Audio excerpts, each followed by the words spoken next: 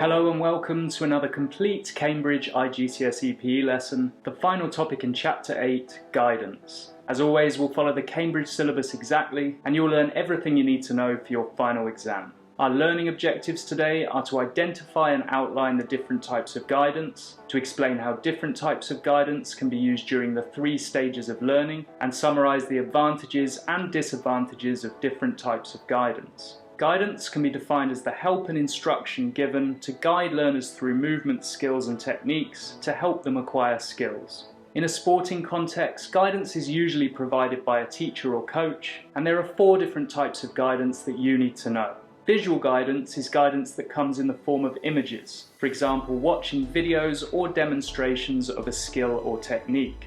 This is usually the first way in which we begin to learn a new skill, as it helps us to form a mental picture of what's required. Verbal guidance is instruction given in the form of words. A coach may use their words to explain movements or skills, or to highlight the technical adjustments that a learner needs to make in order to improve.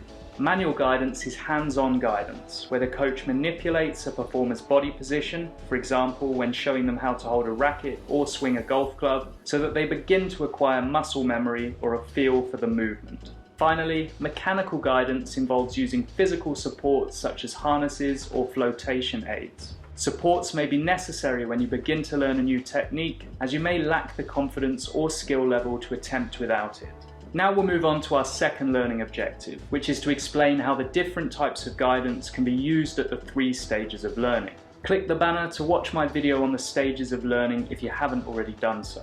Visual guidance is relevant at all 3 stages of learning, but is particularly important at the cognitive stage, as beginners need to see an overall picture of the skill so that they understand how it should be performed. This is why demonstrations are so frequently used when teaching skills in the cognitive stage. Verbal guidance, on the other hand, has limited relevance for cognitive learners, as they lack an understanding of the terms used. It's very useful in the autonomous stage, however, as it allows coaches to provide detailed instructions on the finer aspects of performance. Manual and mechanical guidance are both used at the cognitive stage, as they enable beginners to gain a feel for the movement. Autonomous learners already have an advanced muscle memory, so don't rely on these forms of guidance to the same extent. They may still use harnesses or supports, however, to ensure safety when rock climbing or when trying out a new skill in gymnastics.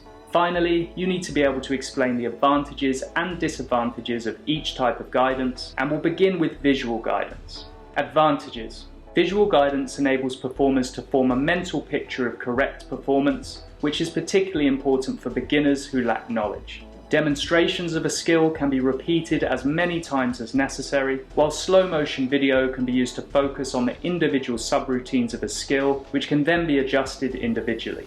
Disadvantages. Demonstrations need to be accurately performed, as poor quality demonstrations could cause performers to adopt the incorrect technique. In addition, poor quality videos have limited use.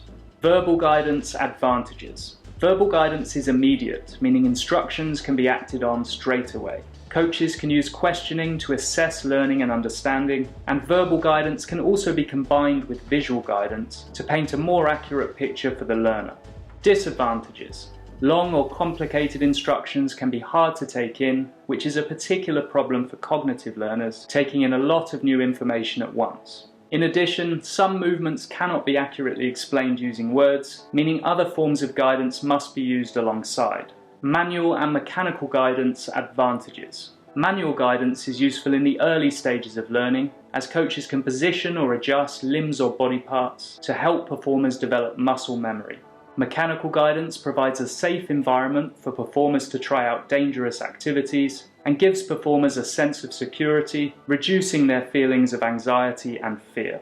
Disadvantages. Learners can become dependent on support from a coach or equipment and may resist having it taken away. It can also give learners an unrealistic feel of the motion. For example, they don't take their full body weight when learning a new skill in gymnastics.